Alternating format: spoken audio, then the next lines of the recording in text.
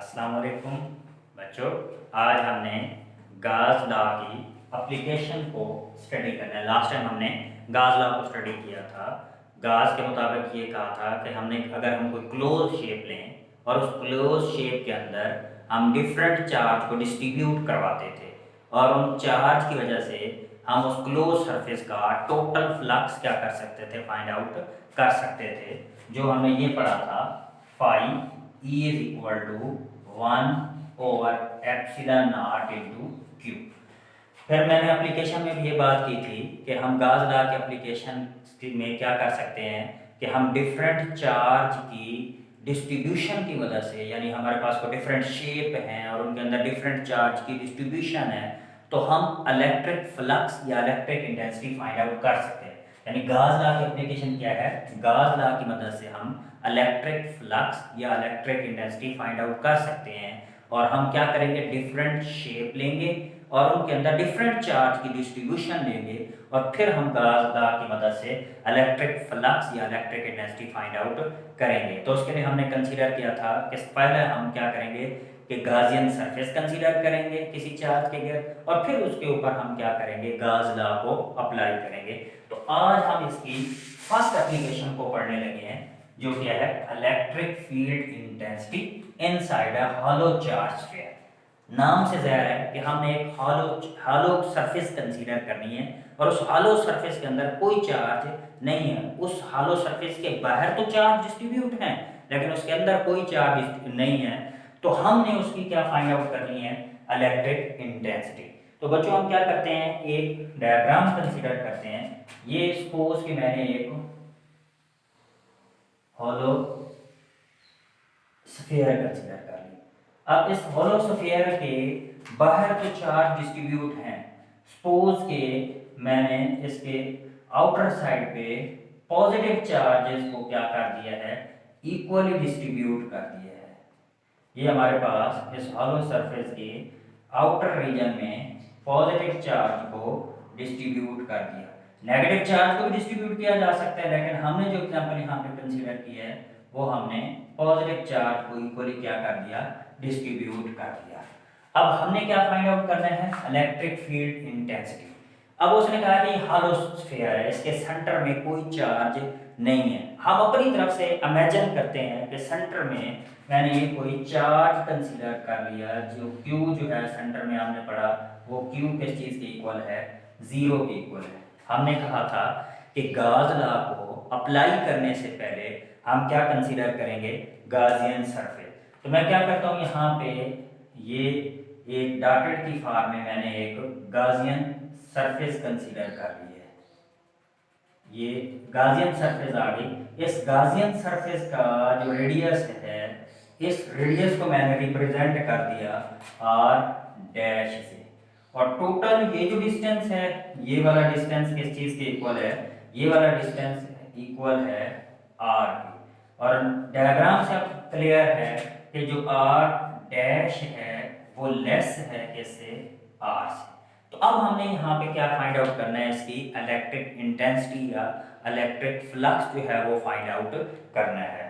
बच्चों हमने गाज लॉ के मुताबिक पढ़ा था, बाय अप्लाइंग द गाज लॉ।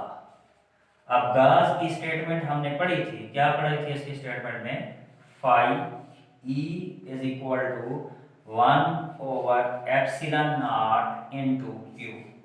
अब Q यानी कि Q की वैल्यू किस चीज की इक्वल आ रही है, 0 की इक्वल आ रही है।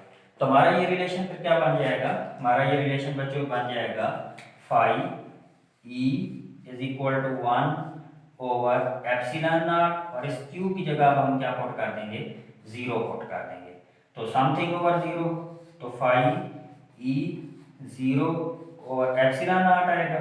और ये फिर हमारा किस चीज के इक्वल आ जाएगा, ये हमारे पास आ जाएगा फाई E जो है ये बराबर आ गया 0 के इक्वल। अब हमने एक इलेक्ट्रिक फ्लक्स की भी डेफिनेशन पढ़ी थी। हमने पढ़ा था कि जो इलेक्ट्रिक फ्लक्स है वो दो चीजों का डॉट प्रोडक्ट है। किन दो चीजों का, नंबर 1 इलेक्ट्रिक इंटेंसिटी और नंबर 2 वेक्टर एरिया का। यानी हमने ये डेफिनेशन पढ़ी थी कि जो फाई E है, फाई E फाई ई बराबर है E dot A. E electric intensity आ गया, ए वेक्टर एरिया आ गया। अब अगर आप इसको इक्वेशन 1 का नाम दे दें, सिमिलरली इसको आप इक्वेशन 2 का नाम दे दें, तो अब आपने क्या करना है, इन दोनों इक्वेशन को कंपेयर कर लें। Comparing the equation 1 and equation 2, इन दो इक्वेशन को हम लोगों ने कंपेयर करने हैं। अब बच्चों जरा गौर से देखें, इन इक्वेशन की जो लेफ्ट साइड है, इक्वेशन 1 और इक्वेशन 2 की लेफ्ट साइड इक्वल आ रही है, तो इनकी राइट साइड भी इक्वल होगी। तो यानी फिर हम इसको लिख सकते हैं E dot a is equal to 0। अब ये रिलेशन बच्चों हमें दो चीजों के बारे में बता रहा है। इट मीन या तो E 0 के बराबर होगा या फिर A 0 के बराबर होगा, यानी या तो इलेक्ट्रिक इंटेंसिटी 0 के बराबर है या फिर एरिया 0 के बराबर है। आप लोग जानते हैं जो एरिया है, एरिया कभी भी 0 के बराबर नहीं होता। अब जब एरिया 0 के बराबर नहीं है तो ऑटोमेटिकली बात है कि जो इलेक्ट्रिक इंटेंसिटी E है वो फिर किसके बराबर होगी, 0 के बराबर।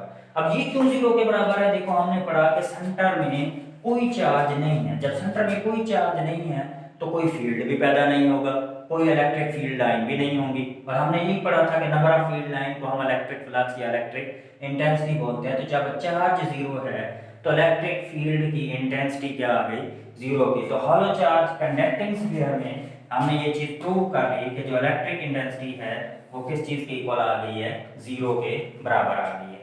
अब इस बच्चों इस एप्लीकेशन के दो रिजल्ट हैं, उन रिजल्ट्स को देख लेते हैं। पहला रिजल्ट ये है, the interior of the hollow charge sphere is field free region. तो ये जो हमारे पास हॉलो स्फीयर है इसका जो इंटीरियर है यानी जो अंदर वाला पार्ट है वो फील्ड फ्री रीजन है। क्यों फील्ड फ्री रीजन है बच्चों, यहाँ पे कोई चार्ज नहीं है। जब कोई चार्ज नहीं है तो ये फील्ड क्या होगा, फील्ड फ्री रीजन होगा। तो पहला इसका रिजल्ट क्या है, the interior of the hollow charge conducting sphere is field free region। यानी यहाँ पे कोई चार्ज नहीं है तो इस वजह से हम इसको क्या कहेंगे, field free reason.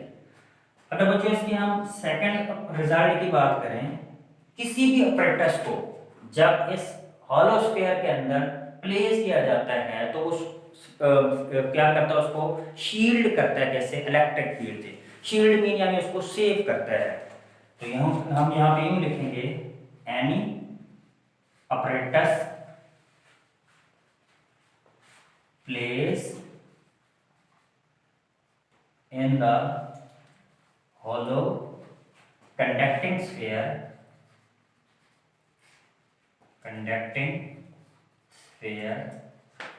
is shielded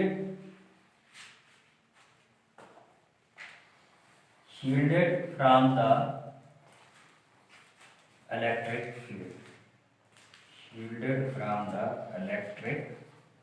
field, यानी ये इसको क्या करता है, इलेक्ट्रिक फील्ड से सेव करता है।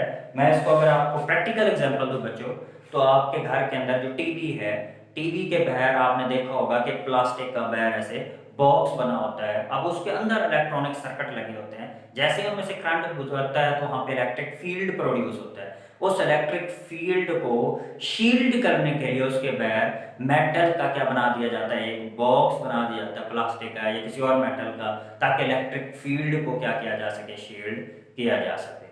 तो नेक्स्ट लेक्चर में आपके साथ second application of Gauss's law को लेकर हाजिर होंगे। अल्लाह।